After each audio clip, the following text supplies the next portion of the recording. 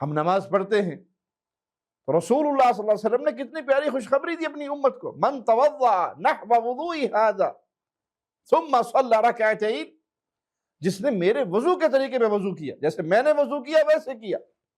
تو نبی کی اتباع لازم ہے، وضو ہو، نماز ہو، عبادات ہو، معاملات ہو، ہر حال میں اتباع کرے محمد الرسول اللہ صلی اللہ علیہ وسلم کی۔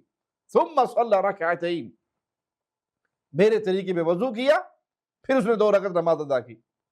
لا يحدث فیہما نفسہ، ان 2 رکعتوں میں اس کا دل اپنے اللہ سے ہی باتیں کر رہا ہے، وہ اپنے خیالات میں نہیں ڈوبا ہوا، دنیا میں نہیں ڈوبا ہوا، دائیں بائیں کے خیالات نہیں ہیں، کھڑا اللہ کے سامنے ہے اور دل دماغ کہیں اور پہنچا ہوا، ایسی کیفیت نہیں، بلکہ خالص اللہ کے لیے اللہ کے سامنے گڑ گڑا رہا ہے، دعائیں کر رہا ہے۔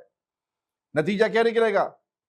غفر اللہ لہ ما تقدم من ذنبہ، اللہ اس کے زندگی کے سابقہ گناہوں کو اپنی رحمت سے معاف فرما دے گا۔